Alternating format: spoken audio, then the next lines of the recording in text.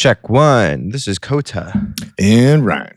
Yeah. Hello. Sick Hello. with it. Hello. All right, man. 3, 2, 1. We are live. We're live. Episode Dirty 30. Yeah, boy. All right. We made it. We made it. Oh, yeah. What's the average podcast again? Like 3 episodes? 3. Yeah. Yeah, dude. It's a consistency game, man. Yeah. Averages are weird because I'm looking at people with like 400 episodes and 600 episodes. I'm like, wow, the average must be like 1.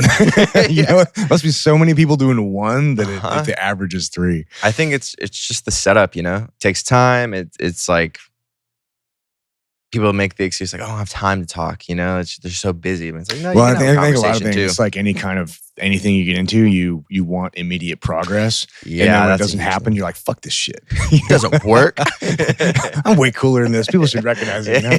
Yeah, that's why I think like going into this, I mean, we talked about it was going to be like, you know, probably a year and a half play, just committing to it and just rolling through it. And you're not really expecting anything for at least a year. Just kind of see how it goes, jump in and, you know, commit to swimming a few laps and then, you know, see what fucking happens. Yeah. But yeah, the 30 so far, dude, I'm enjoying it. I feel like these comparisons to life too, I feel like it's a really solid comparison to like where I was at 30. I felt like I was like, all right, I just got my first tattoo at 29. I was 30. I was like starting my first business. I felt like I was starting to get my shit together as a human. You know? Yeah. I was like, all right, this let's see where this goes, you know? First tattoo at 29? Yeah. Damn. Yeah. Did you didn't want one or like earlier? I'm just because you're tatted out right now. Like, I've only got 2 tattoos. what? Oh, so they're one just on each arm. Dude, I have all random ones. All mean something, but yeah, I think I have like 12 or something. Yeah, I planned it out ahead of time. I would like draw myself in the mirror and like figure out. Thank God I did though, because I had some really dumb ideas in the beginning. Planning it out. Not that these turned out perfect, but man, they're way better than my original ideas. Do you plan on getting more? Yeah, I was gonna get like at time I was all set on getting hand tattoos and all this stuff, but thank God I waited on it because I don't know. There's been a lot of things that I thought I wanted in the moment, and then I do a couple months later. I'm like, you know what? I'm gonna hold off. Yeah. Let's see if I really want this a couple months. Yeah. Because they're permanent. Yeah. And they never come out exactly how you want them. There's always changes. I think to me it's okay though. Well, I think that's part of the experience. Exactly. It's like a little life lesson. Like, hey, you get what you want, but it's not going to look exactly the way you want it. Yeah. And you just got to fucking deal with it. Exactly. They're addicting. Yeah. So where do you think you'll be, or where do you want to be at 30? 30. 3 years from now for you? Yeah, 3 years from now. 30 under 30 Forbes. That's nice. a fact. Right on. With Visionary. Cool. So we got a little time on that, but we're still working, grinding for that. But yeah, that's on our vision board and our main goal. 30 under 30. Definitely want to have our own real estate place, either if that is or like real estate place, like a home, right? Even if that's we still have an apartment, or we're renting it out, like a house. Talking about home base for you and your partner, or a home exactly for me and my wife. Okay, yeah, perfect. Not wife yet, but that's part of the plan too. I missed something? No, that's part of the maybe 3-year plan 3 years, too. We'll see. But yeah, man, have a real estate property where I can rent, you know, make another side of income there. Forbes under 30, 30 for 30, and then $5 million next 3. Fuck yeah, dude. I love it. That's awesome. Man. That's really cool. Fuck, I had something I was going to talk about. Anyway, so we can just jump right into it. So, podcast topic for today. Well, why don't you read it out? So, would you rather hire a greenie that's ready to learn, or they're ready like to be molded into something, right? Or hire a professional that knows the system and processes that's in that industry, that's been in it for a while, but they already have their ways set and they're already set in that spot? I think it depends on what time you're in the business, because there's that inverted U curve, right? So when you're first starting out and you know nothing, it's super beneficial to have somebody who really knows their shit and kind of guide you along. But the problem is, in that situation, if somebody really knows their shit and is guiding you along, why the fuck do they need you? So those relationships tend to somewhat be lopsided, where a guy's like, okay, I'll do it, but I want 90% of the company, and then you're working your ass off for 3 years for 10%, and then so just beware that does sound good and it is good as long as you structure the deal appropriately to where you're getting the equity or the compensation package that is, you're not just happy with year one, but that you feel you're going to be happy with year 3, year 5, year 10, or whatever the goal is for the company. Second part to that is, so that's in the beginning. If you don't know anything, makes sense to partner with somebody. In that situation would be like hire being like a partner with somebody. But I do think there's a lot of value in having a partner where you both don't know shit and you're just learning and you're super fucking hungry and you're just willing to do the work, like you and your partner, man. Like that's how Mike and I were in the beginning, working, legit 16 to 18 hour days for 6.5 days a week. And dude, you can't, like, somebody who knows what they're doing is already successful. Like, you can't pay them enough to do that. Like, I don't want to work that much anymore. I'm not going to do that. So for me, there's no amount of money somebody could pay me. I'll pay you $1 million a year to work 18-hour days for 6.5 days a week. I'm like, nah, bro. I'll go make $1 million somewhere else. Like, I'm not doing it, Right. So I think there is a lot of value in that beginning stage of just, blind leading the blind, because eventually you'll get to a point where you learn and you figure stuff out together. And that's a very powerful bonding experience too. And dude, especially when you're young, it's just a lot of fun, dude. Yeah. It's just a shit ton of fun to do that. And like, I don't know, it's just really cool. But I do think once the business matures and you reach a point where the business will outgrow your skill set, and that's where you have to hire people. And then when you're like bootstrapping, you're bringing people on, the business usually doesn't make enough money where you can pay somebody, a really good salary, where you can get like somebody who's, top tier quality, like, $100,000 a year, $200,000, $300,000 a year position, to somebody who's, maybe coming in as a COO of like a, 8 or 9 figure company. You probably, a 6 and 7 figure business is just not making the money where you can pay somebody to do that. Right. And oftentimes as well, those types of people, you got to make sure they're not too big for you, because somebody who's running $100 million company, that's not the type of person you need to go from, $500,000 to $5 million. Yeah. Totally different type of person. Yeah. So there's difference between people who are like building, like starting, and people who are scaling. And then operationally running something like that is different too. So you got to make sure, just because somebody has a great resume, like, oh, they were huge on this, if you don't have a similar type system or structure or size of business, they might not be a great fit. They might be a great consultant or like mentor, provide guidance. But if you plug them in, expect them to bring your company up to the level that their company was at before they left, man, it's a really big gamble. But I do think once the company gets big enough, well, before that, so we established you basically, the company can't afford to pay somebody really massive. Yeah. And also they might not be the best fit. But what you can do is you can slowly stair-step up your people and stair-step up the business, where if you can train your people and grow your people the same level that you're growing, you can really create a solid team around you for, $500,000, $1 million, $5 million, $10 million. And I think that's what we've done, and it's worked out really well.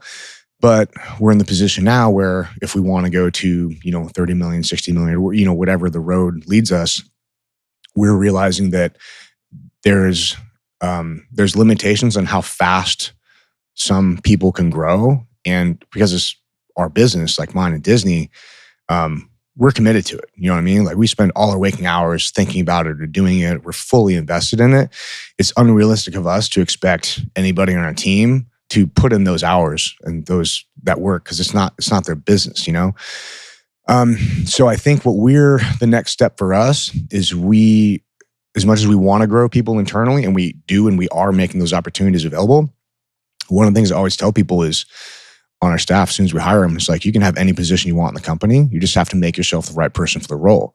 And now we're growing so fast that we're kind of in a position where we're outpacing some of our people. And so we may be in a position, in the next 6 months to a year, where we're going to have to start bringing people on from outside. But now that we're a bigger company, maybe if we do, I don't know where we'll be at, maybe 7 to 10 million this year, depending on the next couple months.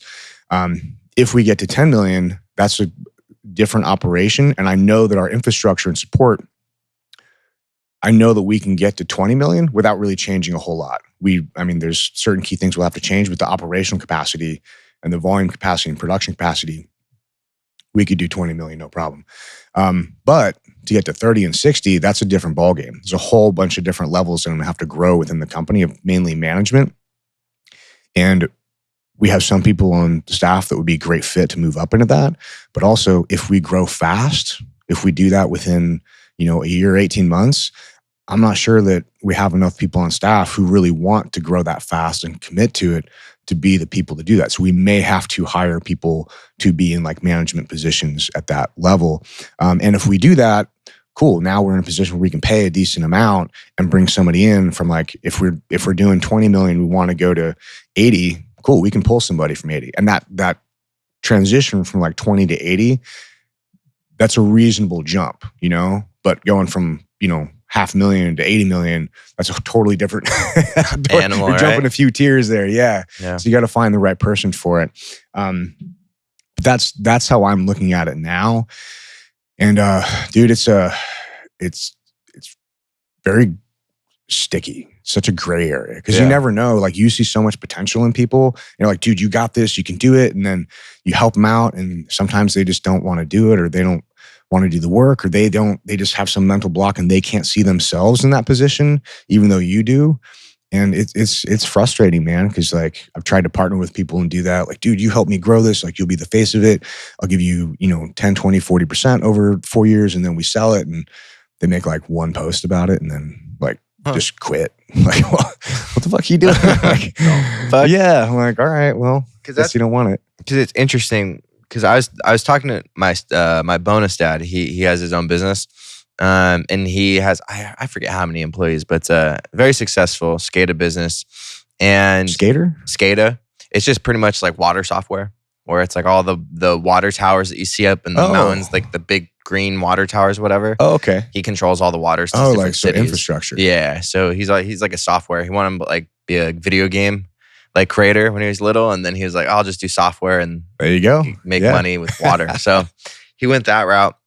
But we were talking about because we have a small team right now, but I think it's like just the maybe the position you're in at the moment, right? Where it's like, okay, it goes back to the first podcast we did, like your first hire, right? Mm-hmm. When is your time to do the first hire? Should you just be like grinding, and then do you find like a greenie, kind of like, I guess maybe like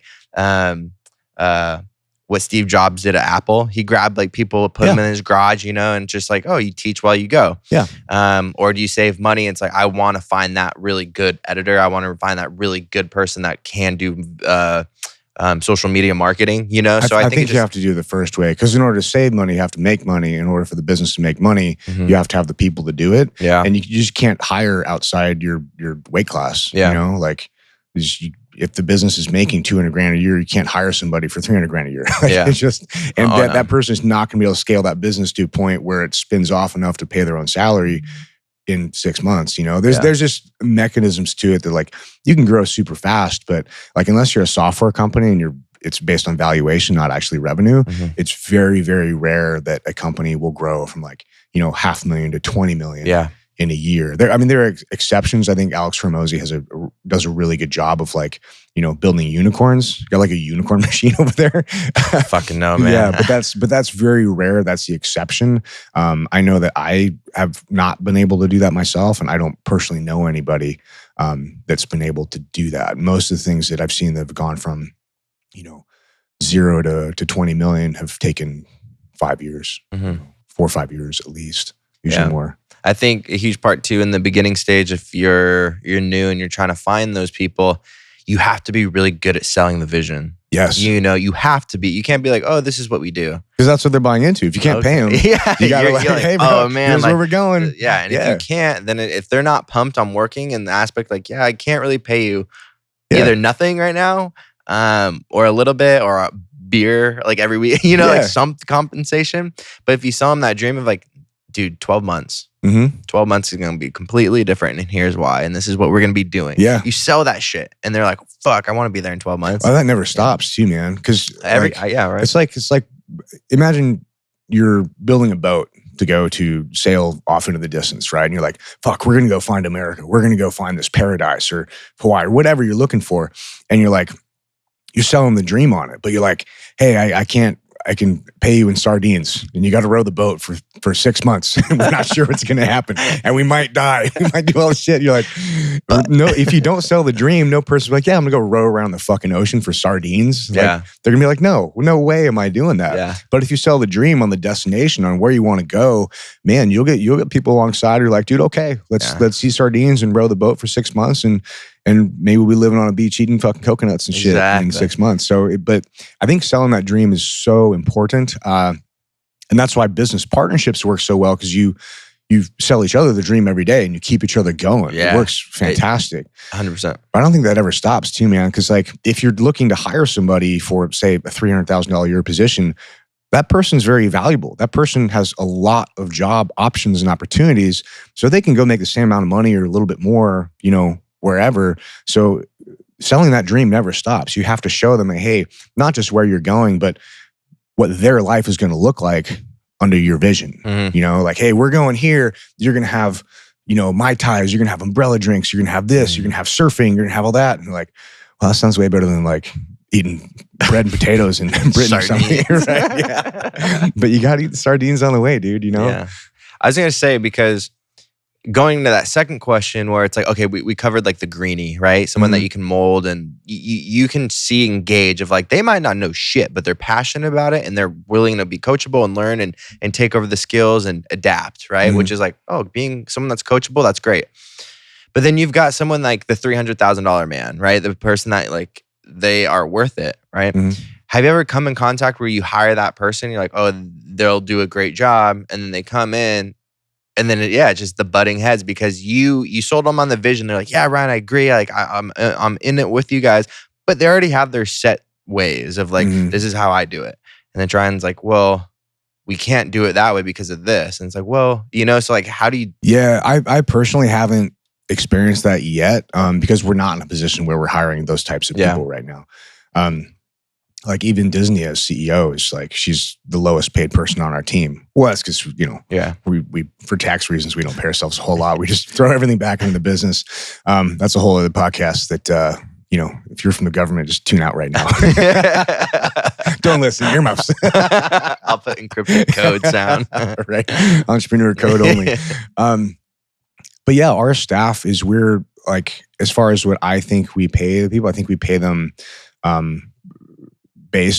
baseline, but like competitive, but we don't overpay them right now. Yeah. But my goal is I want to overpay them. I want to set the precedent like, hey, when we build something and we're profitable and we're growing, we're winning, you're fucking winning too. And we've done that. We've had like with Archive, the fulfillment company, there was one of our employees like was hugely dramatic in changing it from, losing money to being profitable. And once we had like 3 months of sustained profitability, I took like, I gave him $1,000 bonus and gave everybody else in the company, a $100 to $300 bonus, just because like, dude, hey, like, I want to show you guys when we win, you win. Like this is a huge part of why we do this.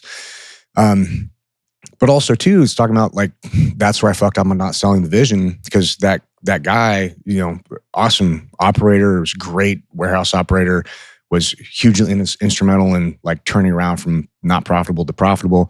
He actually left to make less money somewhere else. Right. Yeah. And I'm like, fuck, man. So I know I'm not doing a good enough job of selling the vision. Or also too, he knew where he wanted to go and that's not where he wanted to go. But how's that? I'm curious now. It's like, so that was that. What'd he say? I don't want to be here anymore. The company that he went to was a company that he'd already like been a huge fan of, and he already aligned with them, and he was already like a customer of theirs. He just really loved the company. So when the opportunity came up to work for him, he's like, dude, yeah, like this company really aligns with what I like and enjoy in my daily life and my off time. And I think for him, that satisfaction of like enjoying your workday was key, because he really enjoys his day now, and he was super cool. He gave us like, he trained up the other people. Like it ended up working out really well. We're stoked for him. I'm happy for him to like go do something he's excited about. But yeah, it wasn't a pay issue. It was either I wasn't selling the vision good enough to where we were going, or I did, and he doesn't want to go there. He wants to go somewhere else. But that's totally fine too, because we end up getting a new person on, and is fantastic. And this new person coming on has the skills and the experience that the old person did, but in a different kind of setting. So now we're introducing them to our system. And I think they're going to be a huge asset because they already have similar experience, just not within the same platform. And so, but once they learn it, I think they're going to be a huge asset. But it's always a gray area, man. But we try to be as open and honest as with our team as possible. Like, for instance, example that we have 2 people running a warehouse right now. And I asked them, it's like, hey, look, like we're interviewing for a third person. And I told them, it's like, look, we're coming up on busy season, which is the last quarter for all e-com brands, like all the big sales and shit are last quarter. So like a lot of brands just make, 40% of their entire revenue in the last 3 months. So I told them, it's like, look, man, we're coming up on, or not, man, both of them. It's like, look, we're coming up on busy season. We could hire a third person, but then in Q1, there's a possibility we may need to let them go or reduce the hours. I personally, do you guys want the option of hiring a person so you don't have to work as much? And maybe that person will be like part-time when it's not super busy. Or do you guys want to have a potentially large amount of overtime, possibly working on Saturdays, all overtime, and we're looking at a bonus structure for profitability? Do you guys want to do that and just suck it up and work your asses off for the next 3 months and make more money? And I left it up to them. It's like, I'll do either, but ultimately you guys are the ones that are running the show. Right. I'm just driving the boat. Like, do you guys want to have big ass paddles and work your ass off, or do you want to get another person here, have medium sized paddles and just cruise? And they're like, no, we'll bust our ass for 3 months and make more money, and that way we also don't have to lay somebody off in Q1. We're like, awesome. That's exactly what I want to do too. So I'm glad you guys want to do it. And now it's great. Now we'll be way more profitable with that structure. They'll make more money. Like it's just a win-win. I think that's a really cool thing as boss too. Compared to going, this is what we're doing. It's like, going to them saying like, I'm just like here to ask, like, what do you guys prefer? I'm down for either thing, but it's like, oh, now you can make more money, but you have to work off for the last quarter, And that's when we try to have these conversations, because like ultimately, if I dictate something to them and they disagree with it, they're the ones doing the actual work on a day-to-day basis. Right. Like they're the frontline troops, so they might see something that I don't see. And like, bro, that's a bad idea. We really should be aware of this. They're like the ones in the front of the boat looking for rocks, Yeah. Now I'm just the big vision, like looking 100 miles over the horizon, like, no, we're going this way. They're like, hey, motherfucker, there's a rock right here. Like, don't run into it. So I have to listen to them. And I think it's just a massive ego play to like, I'm the boss. We got to do it my way or the highway. A lot of people don't though. I've experienced so many people, like friends-wise, their bosses, like horrible bosses or anything like that. Most people are shitty at it. It's like, what the fuck? Yeah. And it's like, they're in it. And that's when Quentin works at Test. Yeah. He's like, Elon's like, I want to hear from the people, not just the high-ups. I want to hear the people that are on the floor, like at work. Email me. I want to know that shit. Where so many people are, it's like, we're going to do this, that, and this, and that. Frustrating, because that's not how you're not here to experience what it is, so like for us to have a word like that makes it easier for you, because sometimes you're like you said, you're way up like 100 yards up looking like at the destination when like the 1 yard in front of you is like, fuck, you can't do that.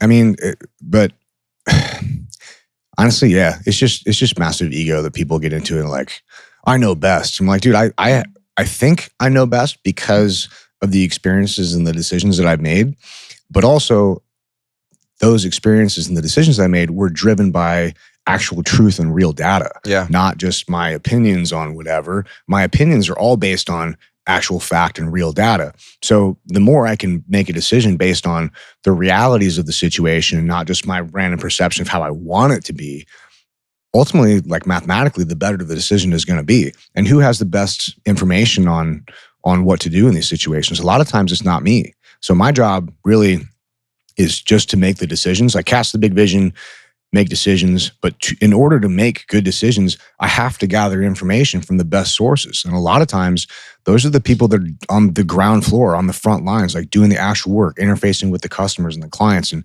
dealing with the like UPS and USPS and the packaging and all the shipping shit, like all the infrastructure stuff that we deal with. And like, because if I don't know that, I can't make quality decisions. Mm-hmm.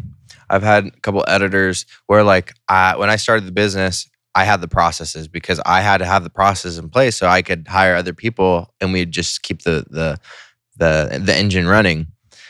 But when I was doing that and I was learning how to scale like with the clients and I was focusing on the clients one-on-one, I was focusing on like when certain posts are like the things I had to focus on as the owner, they'd come to me and be like, this process sucks. And I'm like, what do you mean? Like, this process might be good for you by yourself, but for me, it's not working well. And we talked about it and it's like, oh, yeah, that makes sense, right? And it's just kind of interesting thing where it's like, oh, okay, yeah, it makes sense. Thanks for like, we talked about it. Now let's go with that direction. And then sometimes that process might like be good and then it might fuck up someone else's process. And it's like, all right, how do we meet in that middle? What's working for you that's not working for them? Yeah. You know, but it's just like, once you get that process, beautiful. Yeah, well, that's anytime any of our staff brings it up, like, hey, this process sucks. I'm like, awesome, good find. Change it. Yeah. What do you want it to look like? Yeah. And then we'll map that out and figure out like, okay, is this really a solution? Number one, is this really a problem? How much is it going to cost us to make the shift, and what's the benefit and the downfall? But ultimately, a lot of times, just having that response of like, dude, awesome, good find, go ahead and fix it. They're like, fuck, really? Like, you're empowering me? Like, you're trusting me to fix this part of the system? Like, yeah, dude. Because honestly, they know it better than I do. Yep. So it's not my job I have to know the system, but I don't have to know it at the intricate level that they do. Correct. Because the bigger you get, it's impossible to do that. Mm-hmm. But you have to have people you trust and a quality communication line to where they know what's expected of them. They know where the boat is going, where you're going. But they also know that their experience and information is valued at the top.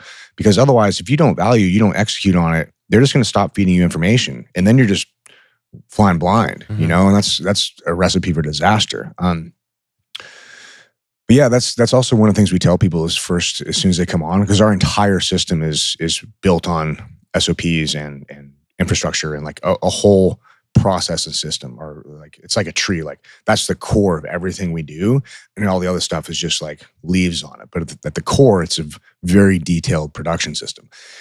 And what I tell everybody coming in is like, yeah, as you learn the system, sometimes our best information comes from new eyes on it, because people are looking at it fresh and they're like, hey, why are we doing this? Or this seems like an unnecessary redundancy. And we'll look at it and be like, yeah, you're right. You know, this worked 2 years ago, but now it's unnecessary. Let's streamline it. Let's change it. And having them do that, like I think they feel very empowered to be able to make those changes, because we're such a small company now. Like, most companies don't have the opportunity to even affect change like that. Mm-hmm. Giving your employees confidence to speak up. You know, I think a lot of people are scared as employees because they don't want to say something stupid. They don't want to like put a bad idea to make the boss feel like he's an idiot. You know, like, I don't know. To me, it's like, I think it's faster because you're not in the pit all day. It's funny. There's one of our employees, Sam. She's our director of operations now, or she's moving into that position.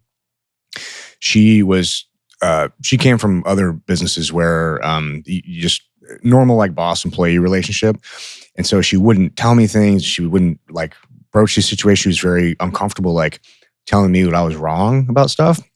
And so we literally had to have a meeting with Disney, me and her. And she's not mousy at all, but she just that hierarchical structure she was having a hard time breaking through. So I looked at her and I'm like, Sam, I want you to say these words. Say, fuck you, Ryan. And she's like, what? No, I can't do that. She's like, fuck you, Ryan. Hee hee. It's like, no, Sam, I want you to tell me, look me in the eye and say, Ryan, fuck you. And she did it. And I'm like, okay, good. And it actually really helped, because after that, she realized that like, okay, cool. It's not like there's nothing bad that's going to happen. And it's actually very important that the details and the things that she has on her plate and her mind get brought up so that Disney and I can make good decisions on the company. But it was like breaking through that hierarchical thing. It's like, I literally had to tell her, tell me fuck you. But it worked. Boss right now, right? In this day and age. Boss. Like a big boss.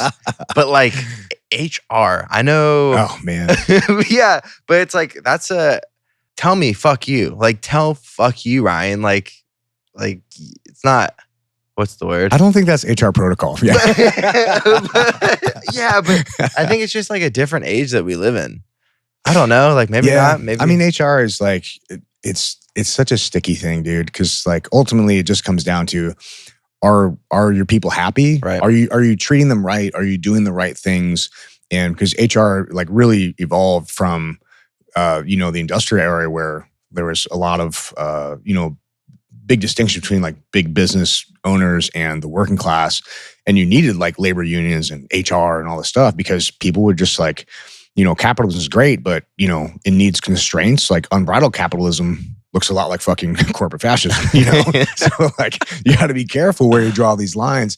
And I think HR is useful in certain things, but navigating that landscape in California is exceptionally difficult. Yeah. But honestly, I think it just comes down to we're very comfortable and confident in what we do because, we fuck up and we say things or we piss people off or whatever. But at the end of the day, like we're doing the right thing. Right. And I don't think any of our employees, even if they disagree on, if we say the wrong thing, I don't think that they actually think we're bad people right. or whatever the words are, the ists that we are, Mm-hmm. But yeah, HR is, man, that's a whole other thing. It's a difficult space to navigate though, but it's a lot easier if you just do the right thing. Right. That's really what it is. Yeah. Oh yeah. Well, episode 30. All right, man. In the books. In the books. So we're going to wrap this up. So basically, the three people, there's three different people at the stages. Mm-hmm. The first stage, you're probably just going to have, like, you can't afford to hire somebody. Yep. You're going to have to partner with somebody who might be way ahead. Just be careful about the structure of that. Second level is you're having a partnership with a person and you both don't know shit and you're scaling together. That's awesome. But again, make sure that you know how to structure it correctly. What episode was it? When did that? Oh no, I forget what episode that was. It was the whole partnering thing. It was like 7 or something like that. Yeah, it was early. Yeah, it was early. So that one, if you're interested, that goes into the whole link in the bio. Yeah, link in the bio. Link in the description. That's a good cheat code. And then the third one is if you hire somebody, like at what point does it make sense to hire somebody, outside your weight class to bring you up to the weight class? Mm-hmm. And those are all like, there's so many gray areas in between all those, but those are kind of just the patterns that I've seen over the years. And that third one we haven't even experienced yet. I'm just going off like what I've seen happen with my friends' companies doing that. And then, things I've read about from trying to absorb in entrepreneurship books. So that's the basics, but please hit us up on DM or email and let us know what questions you guys are dealing with so we can help you navigate these as well. Yeah. Something that's cool too, send us a video, right? And then that'd be cool. Yeah, send us a video. We'll add it to the video on YouTube or like great. You hear their voice on the podcast. So just send us a quick DM of a video, a question, and then we'll throw you on the podcast and give you credit for it. Yeah. We'll shout you out. Shout you out. All 7 people that are listening will hear you. What are we at right now? We're at 4,000 in the last 30, episode 30, 29. 4, really? 4,000? Yeah. Oh. Yeah. All right, dude. Podcast views. YouTube's like, YouTube can be like fire or sometimes it's just slow. But yeah, we have consistent viewers on like the podcast platforms. Spotify. I dig it. Well, you 4,000 people that are watching us, we appreciate you. Thank you. Yeah. And tell a friend. Yeah, definitely. All right, man. Shake and bake. Shake and bake.